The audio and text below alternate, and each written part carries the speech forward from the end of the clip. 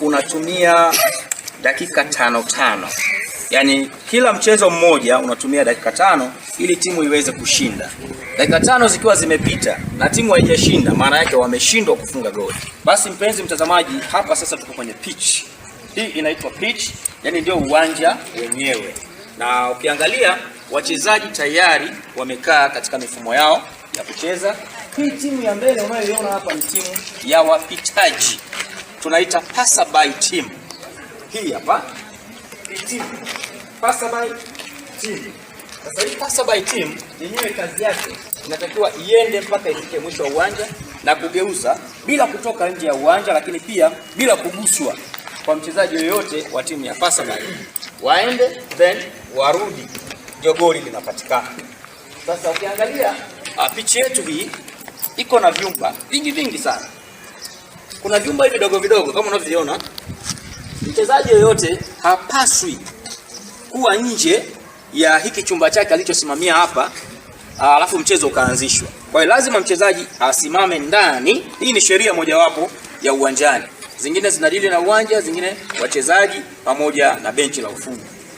Kwa hiyo lazima usimame huko ili uweze kuanza mchezo. Lakini pia huyu jamaa hapa ni number 5. Ukiangalia chini alipokanyaga chumba chake kimeandikwa number 5. Number 5 hii hapa. Sasa hii number 5, huyu jamaa ni kiongozi ambaye yeye atakufanya kazi ya ana uwezo wa kuzuia watu katika zebra yake. Hizi ni zebra. Hii ni zebra yake ambayo iko na upana wa mita 1 na urefu wa mita 10. Jamaa huyu ana uwezo wa kutembea humu na kuzuia watu, lakini pia kuna mstari wa katikati huu ambao tunaita central zebra. Huu hapa ambao unatokea huku mpaka kule mwisho kabisa.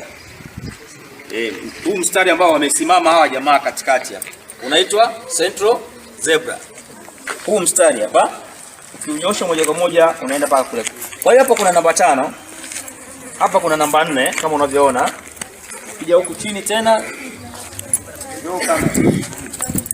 kuna namba 3 kama unavyoona. This one number 3. Then this one is number 2. Hii ni namba 2. Yes. Na this one is number 1. Number 1 maana yake iko mwishoni mwa kiwanja. Kule ndio mbele ya uwanja na huu ndio mwisho wa uwanja. But huko mwisho wa uwanja pia kuna hizi square rooms ndogo. Wanapotoka kule wakishapita huku, hata mmoja tu akitokea kule akapita huku, anakuwa amewaokoa wale wenzake wote ambao wenyewe watapita hapa. Lakini watakapokuwa wanataka kurudi, lazima wasimame humu kwenye hizi square zao. Ni